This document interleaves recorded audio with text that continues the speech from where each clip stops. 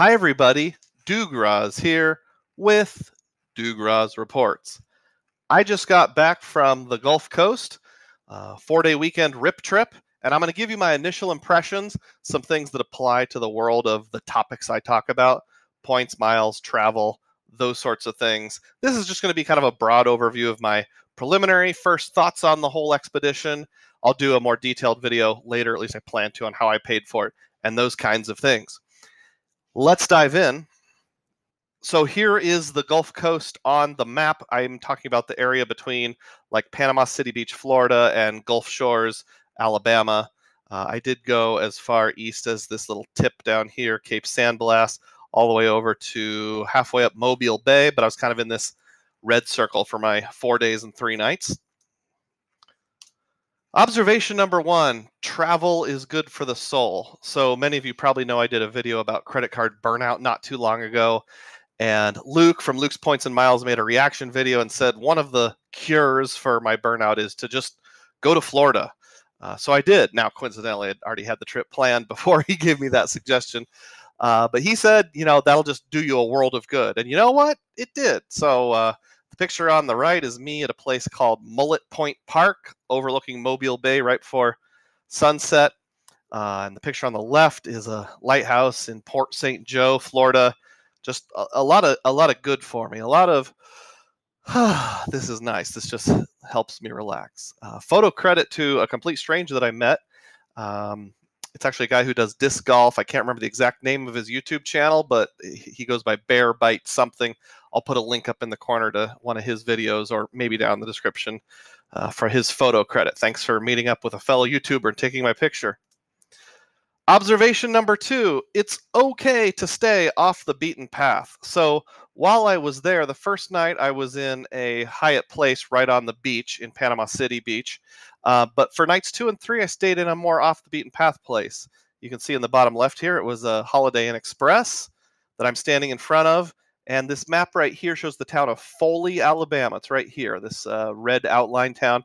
So here's Pensacola, here's Gulf Shores, 2 very touristy places. By going about 10, 15 miles inland, I saved quite a bit. This property was 21,500 points per night with IHG, which is pretty reasonable. Comparable properties over in Pensacola or down in Gulf Shores were anywhere between like high 30s, 40,000 a night. There was one that was even 60,000 a night. So I saved some points by staying off the beaten path. And hey, this was a solo trip. I was all by myself. I didn't need to impress my family. So you can see pictures there of a plain old bed, a fairly plain couch, a plain yet nice workstation. It was fine for what I was doing. I didn't spend that much time in the room anyway. I was out doing stuff most of the time. So it's okay to stay a few miles off the beaten path and save yourself some points. Observation number 3, Dollar General. Now, I know this sounds really weird. There is a YouTuber I've watched. He used to be on a channel called It's a Southern Thing, and now he has his own channel. His name is Matt. A lot of you would probably recognize him if I put a picture up. And he's always joking in his videos about how many Dollar Generals there are in the South. Now, here in Central Iowa, we have Dollar Generals. It's not a unique thing. But his jokes about there being so many Dollar Generals in the South, he is not kidding. At least not completely. There are a lot. Here's a map of the area I was staying in. My motel was right about here. And bear in mind, like between here and here, that's only about 2 to 3 miles. So like here, you've got 3 Dollar Generals within about 1.5 miles of each other. Down the bottom left, there's a place called Fort Morgan, which is like a historic fort down on the end of a peninsula. And this road here is the only way to get there. So you drive by 2 Dollar Generals on your way to Fort Morgan. Are people thinking like, oh, if I have to drive 1 more mile, I'm not stopping, so let's build another one? Here in Foley, I passed one, and I was going out here to that Mullet Point Park, which is right about here, and I kind of guessed, how many more Dollar Generals do I think I'll pass? Probably just 1 more. Nope, there were 3. 1, 2, 3, all along the same highway in like a 15-mile route, 3 Dollar Generals on the same highway. I don't know how they make money. If you know anything about their financial strategy, put a comment down below. Before I go any further, I will mention on this channel, we talk about finding epic value, including, but not limited to, credit card rewards for the average American. That includes some travel like this. Does that sound interesting to you? If it does, please click the thumbs up button and subscribe to the channel. Let's keep going. Observation number 4. I love guided tours. So I've done this before, like at a national park or those kind of things, but I went to Fort Pickens, which is part of the national park system. It's on a barrier island just off the coast of Pensacola, and we had a tour guide. His name was Daniel. You can see him here in green in the hat and green shirt. He did a great job, and I just love people explaining history to me. It's just really cool, and he did a fantastic job. He really brought the history to life.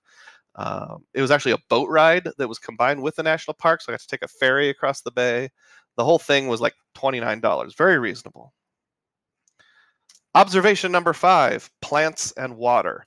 There's something about traveling that for me includes looking at plants and bodies of water that just really, it speaks to me. I can't necessarily say why. Whether it's a boat ride, that picture on the top right with the American flag, a very America picture, was on that boat ride out to Fort Pickens that I described. Leaning against a tree, just seeing plants, statues in a park on a peninsula, standing by the ocean, looking out from the top of the lighthouse, which is the bottom left one, or that bottom middle one I actually ate at a restaurant in Gulf Shores, Alabama called The Hangout, and it's open air on the sides, so I was able to look out onto the beach. Isn't that like a postcard perfect picture of blue sky, white sand beaches, and palm trees? It was just perfect. Got to do a lot of people watching. Observation number 6, Avis, strike 3. So I've done 2 previous videos about Avis. One was called Hilariously Bad Customer Support. One was called Rental Car Rate Code Fiasco. I know it says Priceline because I reserved through Priceline, but it was through Priceline from Avis. And both of those had something that went wrong. So you think I would have learned my lesson now. I rented from Avis again. There's a picture of my rental car parked, ironically, right behind a Dollar General. And something went wrong again. So out of like the 5 times I've rented from Avis, 3 of them have had some sort of problem. On this trip, they gave me the wrong car. Now, I don't mean the wrong class of car. It's not a Seinfeld moment like trying to put me in a compact when I wanted a full size. They actually gave me the wrong vehicle. So you know how it comes with like an envelope with your name on the outside and the car you're taking? So the envelope had one vehicle. The actual rental car agreement on the inside had a different vehicle. The car you see in the picture here is a Toyota Highlander with Ohio license plates. What the rental agreement said I was driving was a Toyota Sienna with Florida license plates. I think what happened is because I had a preferred plus status, they had the keys ready to go. I think they literally swapped my keys with the person next to me, put my keys in his envelope, his keys in my envelope. And I didn't know till I turned the car in. It was a one-way rental. I checked it out at Panama City, returned it at Pensacola. And when I got to Pensacola and the employee scanned it, she said, "This says that you already returned this car yesterday." And I was like, "Here I am." And then she said, "This isn't even the right car. Do you have your rental car agreement?" Now, so far, I haven't been charged any extra for it, but I do have this fear, like, what if 2 or 3 days from now I get a call about damage to the car and it was the one the other person was driving? You would think they could just put the right set of keys with the right rental agreement. So, lesson for me and everyone, when you get a rental car, before you leave, look at the license plate and make sure it matches the license plate on the rental agreement.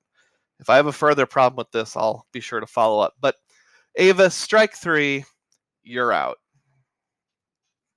Observation number 7, the Capital One Lounge.